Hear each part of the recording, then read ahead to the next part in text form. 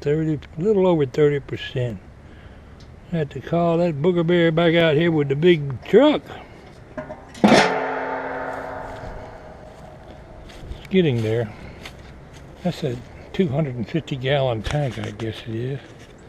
The white one, I'm not sure how much it takes.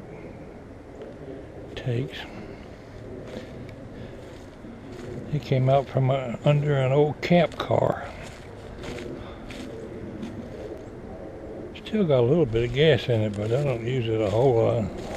The vlog yesterday, I talked a little bit about honesty. And honesty is something that, you know, make you feel better about yourself if you know you're honest. I'll tell you something else that'll make you feel really good about yourself.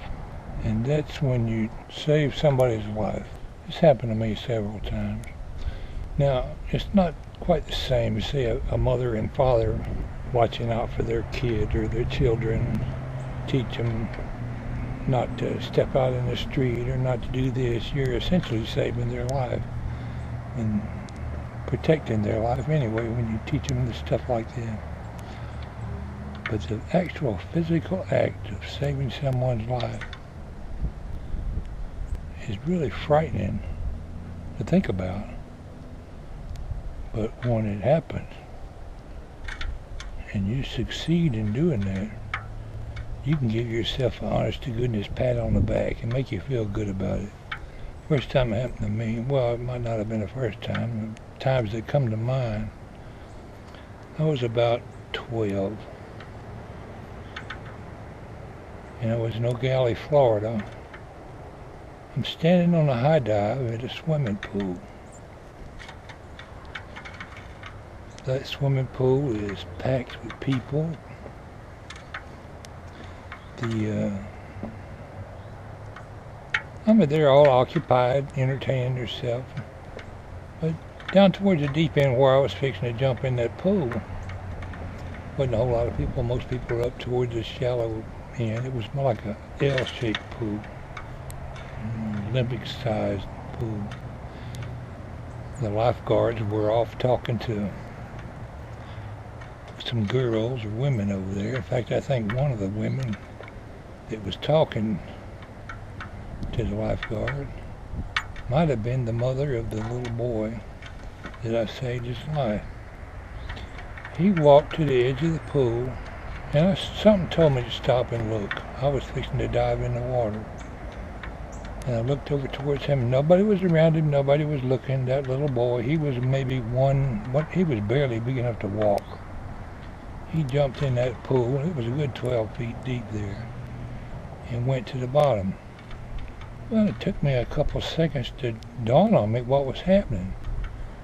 I said, I can't believe that little squirt knows how to swim. I stood there looking for a minute, but he wasn't coming up. He was still on the bottom of the pool. So I knew instantly I had to get him. I dived head first, and I was down to him at the bottom of the pool in short order, because, you know, coming off that diving board, it don't take you long to get down there. Anyway, I went down to the bottom of the pool, grabbed that boy by one of his arms, took him straight back to the surface, shoved him up into air, and he was gasping and coughing and spitting, but he didn't drown. Yeah, I feel like I probably saved the little boy's life that day, and I felt real good about myself. No sooner did I got him to the surface, and he got his breath back and was screaming, crying, because he was all right. But it scared him, and he was crying. Here comes his mother running. She was about a day late and $1 short. The lifeguard was looking over there like, duh, what's going on? And another time, I was probably 16. I was walking with my stepmother. We stopped to cross U.S. Highway 1 in Ocala, Florida. We might have been going towards the church. I don't remember now. We were walking somewhere to get over there. I think we were going to church. This was like in the middle of the day, and without thinking, she stepped right out into the road to walk across.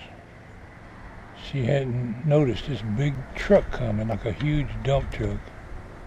I mean, it was right on top of us too. It was hauling buggy, and she had stepped in front of it.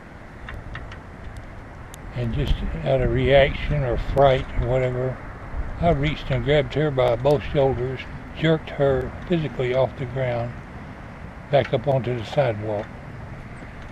And I could feel the breeze off the truck as it went by us. I knew for a fact I had saved her life that day.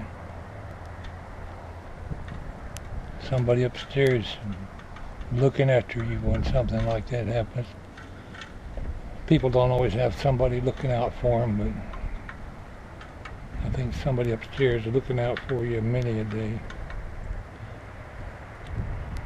Well, thanks for listening to my story.